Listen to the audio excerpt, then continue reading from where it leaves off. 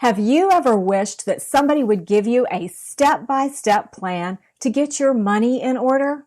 I know that as a doctor, you may have found yourself scrimping and scraping and happy to have glazed donuts and black coffee in some conference room when you got to the hospital in the morning. And I also know that when you started to make money, you may have totally grown into your income and gone beyond your limits. Today's guest is going to give us that step-by-step plan. Keep listening. Welcome to the Doctor's Mentor Show. If you believe that medicine is an industry and not a profession, if you enjoy submitting complex reimbursement claims, or you would do another residency just for fun, be advised, you're about to be offended. You should probably leave now. All this talk about mentoring doctors is ridiculous. I thought doctors learned to do everything better than everyone else the first year of medical school. At least that's the way they act. If you love assisting patients with vitality breakthroughs, if the right to practice medicine without interference is important, and you want expert tips for practice freedom and profits to support your epic life, welcome aboard and prepare to be blown away. The Doctor's Mentor Show starts now. Here's your host, Dr. Lori Barr.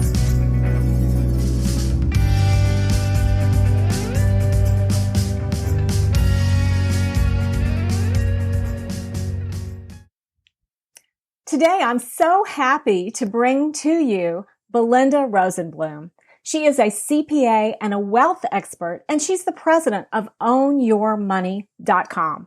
And that is an educational company and wealth building company that helps individuals take control of their money and have a better relationship with money, both the mental relationship and the physical relationship.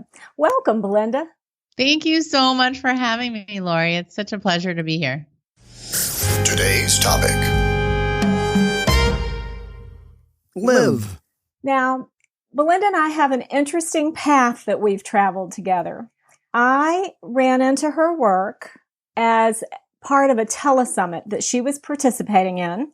And she, as part of that telesummit, had a download. It was a financial spreadsheet and a couple of other tools that you could use. And they were so concise and so easy, not a lot of fluff. It was just the bare bones, exactly what I needed at the time to get a handle on what I was working on. And this was back in 2016. What was more impressive was after I started working with her material, she called me. She called me and asked me exactly what was going on with my money. And then she asked me to make a commitment to myself to take the next step and let her mentor me in increasing my net worth. And I cannot tell you how exciting it's been to be able to follow her advice, understand better some old ideas that were no longer serving me that she helped me release, help me celebrate my successes as I increased my net worth by several $100,000 over the past 2 years when we've been working together, and really help me grow into being a better mentor for everybody else in medicine about something that they don't necessarily want to talk about, finances. So, Belinda, tell me, you've worked with a lot of different professionals, different walks of life. What is the biggest mistake you see people making with regard to debt that they may have? You know, I think that there's something really to be said for those of us who are in leadership positions, right? And really looking to do big things in the world, to recognize the need to take control of our money. What happens so much of the time is that we view money as a necessary evil, right? Like it's like an obstacle to achieving what we want, but it can really be the tool. And it's like we're working way too hard to be this stressed about money all the time. And what I find with doctors in particular and health professionals is that you're so busy working all day, sometimes overnight, right? And then you get home, it's like the last thing that you want to do. So it just gets pushed to the side, and very consistently, it just gets pushed, and then you're on this like rinse and repeat cycle. And it's a lot like health though. It's like if you want to be healthy, we have to take care and do proactive measures, right? Preventative measures to take care of our health. Well, our wealth is a lot the same way. And there's some simple steps that we can do to really learn the skills, because I think what happens is that we're just never taught. And all of a sudden, doctors will come out of school or within a few years of graduating and you're making good money, but you never learned how to be a good steward of that money. So then all of a sudden you have this money, you have this debt, and you never really had a good strategy for paying off the debt or for really doing the best things with all that money that you're making. And so what happens is that we just end up stressed because we feel like, oh my gosh, I'm making all this. And then people do their taxes and they're like, I don't understand. Like, where did it all go? It says I made this much money, but I don't have that much money in my bank account. I barely have anything to show for this last year of work. So what's really important to recognize is what you may be procrastinating on or just not wanting to pay attention to, and then really starting to look for the skills that you need to be able to move forward. And the fact that you are making good money is more incentive, not less incentive. What happens sometimes is that people think, oh, it doesn't matter, right? I'm making enough, I can just cover it. But to me, it's just putting more zeros on the problem. Okay, but also on the benefits of working out a solution. Right. And I think that's why you can confidently say, like, we've raised your net worth by a few $100,000 because you're making the money, but it was about paying more attention to how you were spending it and just being more intentional about it. Right. And really being clear on goals you had in the future and building out this business, because you're not solely in your day job. Like, you are a leader and you are such an incredible entrepreneur. And so we wanted to be able to help that happen too. But when we're in the stress of money, we actually self-sabotage ourselves to be more successful with it, A, but also B, to be the thought leader that we really can be. And so once you can get that handled, it can really open things up for you. I just want to make sure everybody's aware of the current statistics on medical education debt. The American Academy of Medical Colleges came out with their 2017 numbers, and the median amount of student loan debt for medical students is $192,000 for 2017. And 75% of medical students actually graduate with student loan debt. And just as a comparison of private medical education versus public medical education, the typical total cost for attending a medical school in the U.S., if it's a public school right now, is $243,902. And if you attend a private school, it's $322,767. Wow. So you're talking about the kind of money people would invest in a home. You're leaving medical school, and the last thing you want to think about is having a home-sized debt on your shoulders when you're trying to go into your residency and master your craft. So it's a lot of weight. It is. You know what I mean? Like, I'll hear from people that they'll either usually compare it to this huge weight or burden on their shoulders, or they'll think of it like a noose around their neck. Like, it can be strangling when you're sitting with that much debt. And I mean, you showed like the average was $192,000, right? Like, that's a lot. That is a lot of zeros on it, right? And so part of what happens though is that we can get really resigned to that. Like, oh, I guess I'm just kind of like I have my mortgage. I guess I'm going to have that debt forever. And what I would rather see people do is to recognize, yes, I had to get that. Well, there's two things. One is, how do you minimize the debt going into it as much as you can, right? Whether it's from scholarships or aid or something, or being able to work while you're in school. But then above and beyond that, so there's kind of the before, but for many of your listeners that might be looking at the after, is then to be like, how do I set up a clear plan to pay off that number instead of feeling like I'm going to die with student loan debt from my medical school, because people have told me that.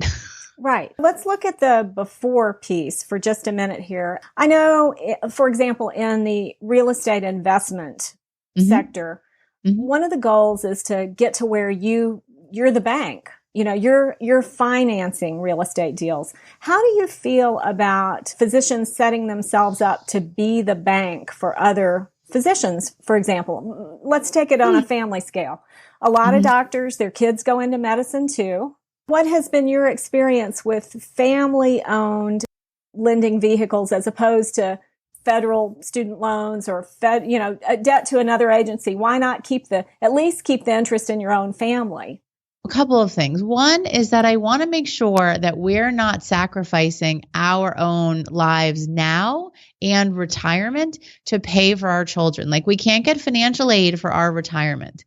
And I think sometimes what happens is that we give to our children for their school so that they don't have loans, but then we look back and we don't have enough saved for our own retirement. And so it's one thing that we can be their bank or we can help pay for things, but I want to make sure that it's not at the sacrifice of you being able to be on track and have sufficient retirement. The other thing is that any money that you are loaning to your family, you have to be willing to have a very long time horizon for that, or not have an expectation that you're going to get it back.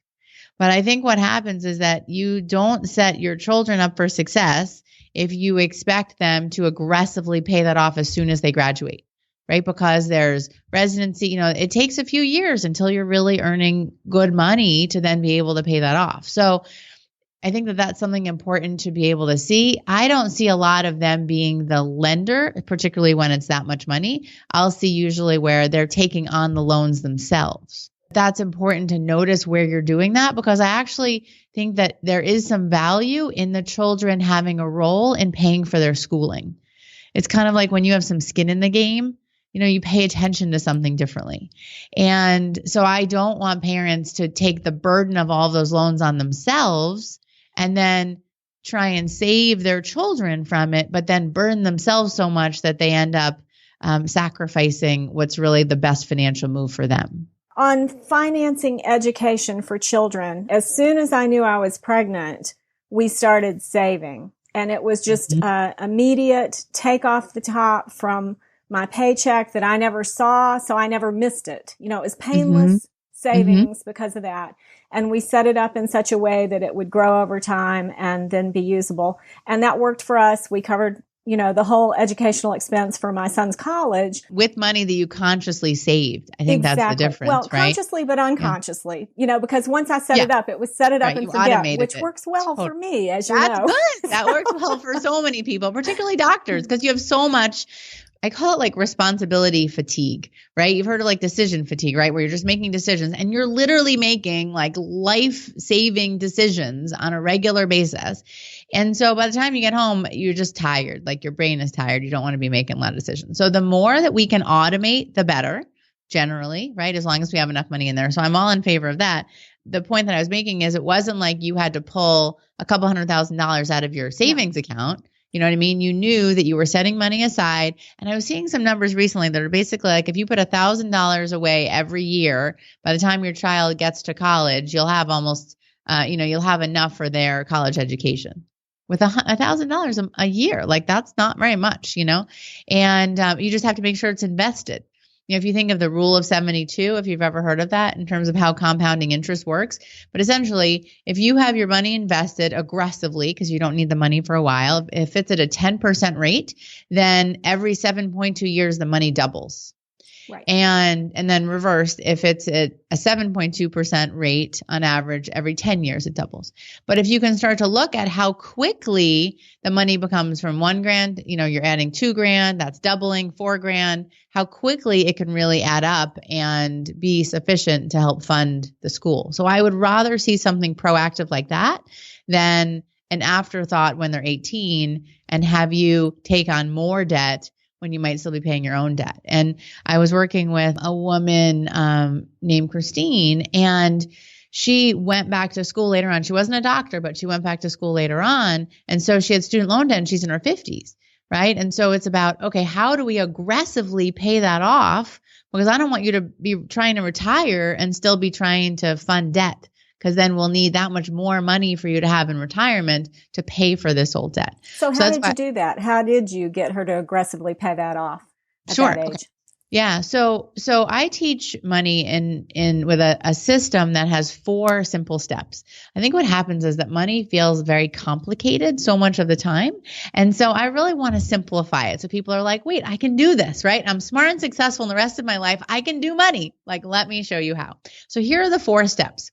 And we actually have an upcoming workshop called Enjoy Extra Cash every month. And I think, part of it is generating the breathing room for ourselves and really that extra cash to be able to enjoy the money that we make. Wait. I have to interrupt you here.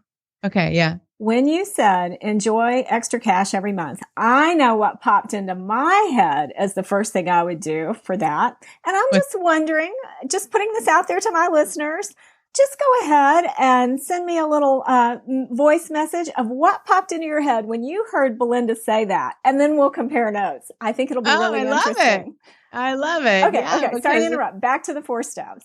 Yeah, that's okay. That's okay. What I love about what you just said is it gives you a why. It gives you like, well, what would you want to do with that extra cash? Like, what is your vision of that? And a lot of times it has, something that like travel that you want to do or free time you want to be able to have. And other times it's paying down debt, building the savings that has you feel more comfortable.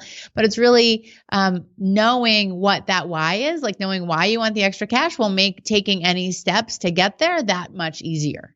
Right. And that much more a willing participant in this process. So I love it. Yes. Let me know how that goes. I would love to hear. It's very fun. And in the workshop, so we did it as a 3-video series. And in the first video, there's a download and I go over these 4 steps in more detail, but I'll give you a high level now. And then I set that up for all of your listeners at ownyourmoney.com/doctor. Yay. We have an assessment that you get right away because our workshop opens up on April 19th. And so people can sign up now. And then people will get an assessment where they can start to look at what are the money skills that they're missing so that they know where to target their learning. Because what happens is that it just feels like there's this big expansive topic of money and, well, where do I start? What do I need to learn? So this will really help you pinpoint the specific areas that you want to learn more about. And so it helps take this like vast topic into something that you can actually handle easily. So 4 steps I promised you. Okay. So first one is mindset and earning. And you'll notice that these skills really build on each other. So I don't start with paying off debt because the first thing I need to do is really get your head on straight when it comes to money. What happens much of the time is that we have these patterns that you may notice based on beliefs that you formed when you were younger, and then you create these patterns over time that often are showing you that your initial beliefs about money were right. Now, what I will tell you is that those beliefs are generally non-supportive. Okay, because what happens is we're drawing a conclusion based on something that happened, but it's not usually something that's a positive memory of money. Usually the ones that lock in are negative and they're very visceral. So like the ones that will be like money is pain, or I'm thinking of Justin, and he basically, long story short, he came home, he had been saving his money in his piggy bank. He was a paper boy, came home one day and his mom had taken all the money out of his piggy bank.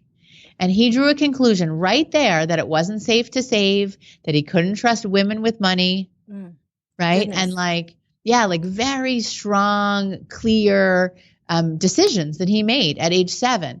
And then he came to me at age 37, 30 years later, and was still living through that belief. He couldn't understand why he was constantly fighting with any girlfriend he ever had about money, right? Where his mom and him had weirdness between them. And no matter how much money he made in his business, he never had anything in savings. What we did was we really reframed that story. And that's what we look to do in mindset, is really step into being the owner of your money, right? The company is called ownyourmoney.com. Step into being the owner of your money and really rewrite that story and your beliefs to something much more positive. A lot of times too, it can be a series of events. So I'm thinking of a woman, Sarah, and she watched her single mom really struggle with money. Her dad had passed away when she was young, and her mom was trying to raise 3 kids and a business and just keep it all together. But there was a lot of fear and scarcity, and they just didn't have a lot of money growing up.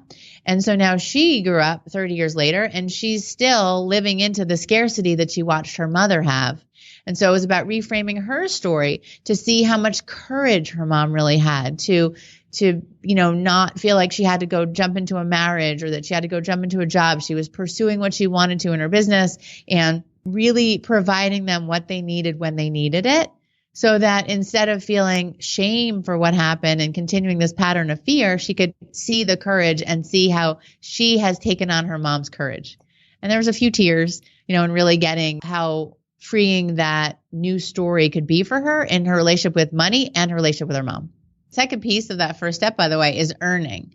And so once we have your head on straight, you can really look at what are you earning. And even for doctors, you can start to look at whether it's your main job, whether it's your whole practice, how do we grow your practice? And that's why I love the fact that you do podcasting and you really help mentor doctors to be able to, and healthcare professionals really, to be the thought leader, right? To build their practice, to build their platform, and build your earning capabilities, right? And not just be in this potential, but really being the earning power that's possible for you. So that's earning, mindset and earning. The second piece is tracking and spending.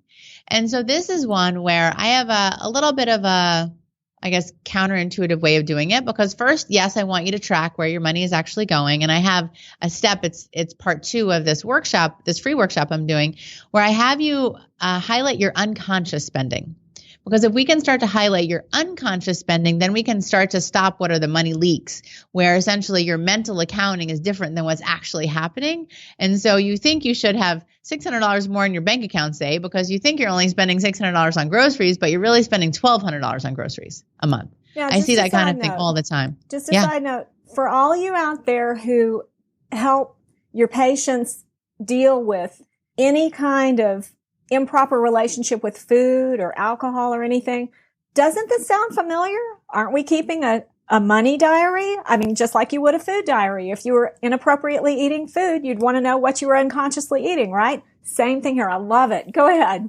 Totally. Yeah. And it's such a great analogy, because I think we can appreciate it when it comes to food.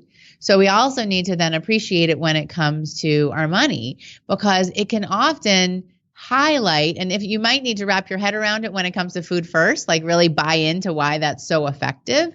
And then, I mean, my husband has lost over 100 pounds. I'm not sure you and I have ever really talked about that, but he's lost a ton of weight. And one of the key things was him starting to track what he was putting in his mouth, because without that consciousness, he would like order a pizza and a sandwich and French fries and all this food. He'd think it would last him a week. And then before he knew it, it would be gone that night. And there was no consciousness around what he was actually ingesting. The same thing goes similar goes for our money, because what happens is we don't have a lot of consciousness to what we're bringing in or where we're spending it. So where it's going. And so tracking really helps you to do that. And then this template that I give you in this workshop is really helpful, which is a lot like the one that you did actually way back almost 2 years ago now, that was so eye-opening for you. That template can be really effective to help you highlight what we need to tame, what we need to change. And I am a proponent, by the way, of making sure that you're still able to spend on the things you value. It's not about sacrificing your lifestyle. It's about being more conscious. Like, I would rather have you spend the money where you want it, but maybe not overspend on insurance or cable or phone. I mean, every time I call my phone company, we call about once a quarter, I always seem to get a lower rate. Like somehow there's always a new plan that gets me a lower rate, but they weren't going to call me. I needed to call them. And it's been anywhere from $30 to $80 when I've called per month. And then my cable, like I can't tell you how many people I've looked at their spending, and I have them call their cable company, and I'm like, wait a second, you're just spending way too much. They probably couldn't even find all those channels on their remote control. It was that kind of thing. And so I just had them lower those. So it's things where we just have you take one-time actions, right size everything, and then really set it up so that we can automate the rest, but pay attention to usually only about 3 to 5 money leaks, I call them.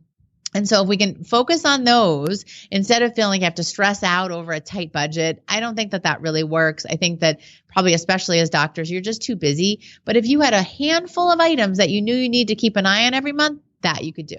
And right? that's been so for you true. And for your partner too. Yeah. I mean, for me personally, in doing this, one of the big eye openers for me was when I had the template and I was looking at credit cards, for example, and different ways that I would use credit cards. If there was any outstanding debt, you asked me to rate how I felt about that. Like, was I okay with it, or did it really make me feel yucky inside? That kind of thing. And I'd never done that before. So that was really key. And then the other thing was on the big picture template where you were talking about making sure you honor your values. There's never been once when we've worked together that you haven't allowed me, family is important to me. God is important to me. And, the way I allot money for contributions or allot money to support my extended family, you honored that. You showed me ways I could do that and take care of all these other things too. And it was really amazing. So I really want to highlight that because I do think that's very unique about what you bring to the table. Thank you. Thank you for that. And I'm glad that you mentioned that because I think that a lot of times people have this misconception that if they start to pay attention to their money, it means they're going to have to sacrifice their lifestyle. And I find that it's important to recognize it's not an either or. It can be the both that you were just talking about, so that you recognize, how do I still do what I care about, but then not, let some of these other things go that I don't care about. So like maybe we don't need to buy water. There's so many convenience items that we spend money on, like water and coffee. And like, I'd much rather have you buy a really nice coffee machine for your house, put it in your mug, take it with you to work every day, instead of feeling like you need to take 10 or 15 minutes out every day and make a stop. It's that kind of just a shift that says, these are the things I value. This is where I want to spend my money. And I want to make sure I'm saving so that I have more choices and freedom as I progress. And so what's interesting about that second step of tracking and spending is that it also then includes a bit of planning, so that we're starting to plan for items that don't happen every month, but that happen over an annual basis. Because I think that's usually where people get themselves into credit card debt and into trouble because they're not thinking about that. And so through this tracking module, you'll be amazed at how much money we can free up. Like on the low end, it's usually $200 to $500 a month. It's usually more like $1,000 to $2,000 or more that you're then able to free up. So then that takes us to step 3, which is our credit and debt. And so it's really about having the best credit score that you can. So I give you just a solid understanding of how is it calculated and what are the things you can do. But then also when it comes to debt, it's doing that debt prioritization sheet that you talked about, right? Which is listing out all the debt in one place with the interest rates, with your minimum payments. And then we prioritize it based on a few things. One of the important things is the emotional connection that you have with that debt. Because I remember, like, I worked with one woman and she had this lingering debt from a divorce. And it was like every month she just had this angst about money in general, about debt in general, because of this one little debt. I said, we're just going to pay that off. And I swear, when she wrote that check, and we actually, of course, had her then call the person, it was an attorney, and she was like, what if I just solve this now instead of being on this 5-year payment plan? What can you do for me? And though I think they took off 20% right off the top, she wrote a check. We had amassed the money because we had been doing that. We did the step 2 first, and then she paid it off. And it was like, she was a different woman afterwards, because we don't realize the weight and the stress that we're holding, especially when we have this debt that's not working for us. Once we prioritize it, then we can really be proactive and very intentional and even strategic about paying off that debt. And so instead of feeling like, okay, I'm going to have this $100,000 plus of debt forever, we really look at what do we prioritize? How do we get that done? How do we pay the minimum on everything except for the one that we're targeting first? And then we're strategic about getting that one paid off, and then we get the next one paid off. And then one by one, you get to enjoy what happens when you watch your debt go down, and you can start to see how, as you pay it down, we can start to redirect more money into savings for yourself. I want to take just a minute here and highlight one point about calling and asking to renegotiate the terms. Great, let's do it. Sometimes as doctors, we have no problem being the alpha power authority as we recommend things to our patients. Yet when we turn around and maybe look at a corporate entity, especially if it's outside of the healthcare sector, we may feel powerless. Now, another thing I love about Belinda is, since she's from the Northeast, she definitely, and her corporate background. Now, how many years were you in corporate? 15. 15 years in corporate. I'm older than I look. Yeah, 15 years in corporate, 11 years doing this. Yeah. So, she has no problem coaching you into the right conversation where you may not realize that you're on equal, if not better footing than who you're talking to on the other end of the line, even if it is with regard to debt or renegotiating service terms. So, and that's both for your personal and your practice. It's amazing. I love it. And I think what you just touched on is really partly why when you take ownership of your money, so I say you own your money and you own your life, because then what happens is you realize you can step into being this leader in your life instead of feeling like you can't do what you want to do. And it's interesting. I mean, my book is called Self-Worth to Net Worth, right? And so it's about recognizing how do you really build your own value and your own self-worth, so that then when you want to move forward, it it's all very grounded in your own value. It's grounded in your own power. And I don't have people talk in this entitled way. It's really in an empowered way. And so you can do it freely. It's totally in line with who you are and your values. And you're just standing up for yourself, right? In a way that respects them and also helps you maintain your position. And we don't always win, but you'd be amazed. If you don't ask, the answer is always no, right? Right. So it's important that we have you feel like you're doing as much as you can to really be the best provider you can for you and your family. So, so that's step 3, right? So we had mindset and earning, tracking and spending, credit and debt. And the fourth one is saving and investing. Again, it's intentional in order because once you have your head on straight, you're making the money that you want to make, you're tracking it, right? We're freeing up the cash in what you're making. Then we're getting the debt paid off aggressively. And then we actually have money for saving and investing. And I believe that it is helpful to have some always going to saving and investing and not waiting until all the debt is gone, particularly like not waiting until your mortgage is gone or even till all your student loan debt is gone. Like I want to see you contributing to a 401k or a 403b or a Roth IRA before you cross the income limits, right? Because there are income limits. So then you may max out kind of a thing when it comes to the Roth, particularly with doctor salaries. So anyway, so the point here in saving and investing is that I want to also now, with all that freed up cash, kickstart your saving and investing and really get you moving, get you understanding the lay of the land, the like ABCs, which sometimes can feel very complicated. I want you to learn how to work with a financial advisor if that's the right bet. So I'm more of a financial coach or like an expert that can help guide you through what has seemed so complicated, because I think most people, even if they're earning good money, struggle to pay their bills. And so this 4-step system that I just walked you through really allows people to maximize what they're doing with their money now, and then also maximize what they're doing with it in retirement. So I am not going to invest the money personally. Like I'm not a financial advisor. I originally was a CPA, so I still have my CPA license, but I don't practice taxes or any of that anymore. I worked with big corporations, helping them close their books and be more efficient, actually, is what I used to do in my previous role. And so I want to see everybody implement this 4-step system to get control and really work from, this is what I teach in the 3rd video of the extra cash every month workshop, is how to move from stressed to secure. And that really there's a continuum that I want to see you move through where you go from stressed to aware to in control to confident and then really to feeling secure. Like you know you're on the right track.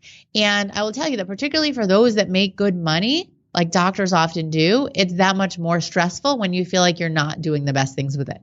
The good news, though, is that there's really so much that you can do without it taking a lot of time, without it taking a lot of energy, but just getting a little bit of guidance along the way. I just have to give a shout out to my mother here, Lee Barr. Both of my parents grew up dirt poor in rural North Alabama. My mother was the oldest of all her siblings. She, like, for example, in the 7th grade, she wanted to go to a new private school that opened in her community, Mars Hill Bible School. And in order to do that, she actually raised her own tuition money by picking cotton. I mean, it's the South, you know, and it's before the 1950s. So she picked cotton and put her way through school, and she continued to put her way through school for the rest of her education. And she has a PhD in psychology. So that was many years. Wow. And I just have to say that when she took me aside when I was 19 years old and first starting medical school and encouraged me to A, not amass a lot of debt, B, start saving money as soon as any was coming in, really made a difference because of that compound interest. And, you know, the big takeaway I want you to hear is as you're thinking about what you've already invested in your education, even if you've got a lot of student debt, you already know the value of investing in yourself over time and educating yourself in areas that you don't have the right education in. This is another example of taking the time, putting a few resources toward investing in your own education over time. I mentor a lot of people, and I still have mentors, and this is a good example why. And anytime I'm thinking I'm making the wrong move, I see my mother in that cotton field, picking that cotton, putting herself through school, in the 7th grade. And it changed her life. It gave her the chance to get out of North Alabama, to be a world-renowned speech pathologist. And that was it. That was because she took ownership of her money at a very young age. And notice the conclusions that you drew. So you found that kind of like the Sarah story I told, right? You saw what happened, or, what was happening in her life, and how she chose to have courage and to own her money and to really say, wait a second, I can be in control here. What am I going to do to make it happen so that I don't have debt? I got some scholarships to school, and I worked during school, and I was on the swim team in college. That was important that I didn't graduate with debt. Right. And that was part of what my dad encouraged me to do as well. So I love that. And no matter what kind of background you grew up in, there is still time to do something now. It's amazing actually how many of my clients are in their 50s, even 60s. Somebody who was just turned 70, our academy. So we have a program called the Moneymakers Academy. We have people from age 29 to 73. Wow. And I would say the majority of them are like in their 50s. If I were to pick one, like 30s, 40s, 40s, 50s, 50s, 60s. I think the majority of our people are in their 50s. And there's so many success stories. I just interviewed 8 of our students actually in the last 2 weeks. And so many of our success stories can happen at that point because you're making good money, right? And to get a little bit of guidance can go so far. Like people are literally like 10xing their investment. And our academy is very reasonable. It's like $49, it's very reasonable. And we even have an upgrade that people can do. And this is an interesting one I'll touch on for a sec, where you have an accountability coach every week. And I think that one of the biggest things that you want to look to when you're looking to put something like this in for money is to recognize where you're going to get the accountability from. Because life is going to happen. You're going to get busy. So we either need to make sure that you're on the same page with your partner and you guys are having regular, what I call money dates, right? Where you're essentially like sitting down every week and looking at your money together, or at least every month. And if it's not going to come from your partner, then we need it to come from somewhere, because otherwise life will happen, you'll get busy, and you just won't stick to it. And I think that's partly why you were so successful, because I was your accountability partner, essentially, right. As your coach. And I do a handful of private clients. I'm very selective in who I work with at this point now, because so many people do come through our programs. But there's really so much potential for you. And so for everybody listening, I would say let's start you off easy with just taking the quiz and starting with the free workshop and just starting to try on you developing a new set of skills around money and getting that it doesn't have to be hard and complicated or a lot of math or something that's going to take a lot of time. It's absolutely something that you can do. We encourage you to spend 30 minutes a week or so on our trainings, and it's all downloadable. People put it on their phones, they listen to it whenever and wherever they can. But really getting that this small amount of time can have such a big impact on your quality of life. Your next step. So now let's talk about your next steps. So if you have resonated with anything that Belinda and I have been discussing in this episode, your next step, number 1, is to think about what you would do if you did have extra cash, because you're going to have it. Number 2, you're going to go to www.ownyourmoney.com/doctor and enter your information so you can see exactly how to do that and go deeper with Belinda on those 4 steps to build your wealth. Belinda, any last advice? I think if everybody just take a deep breath. I think so much of the time we get a little anxious, or like a little angst when it comes to just thinking about money and thinking about all of the self-judgment we put on ourselves about what we haven't done over time.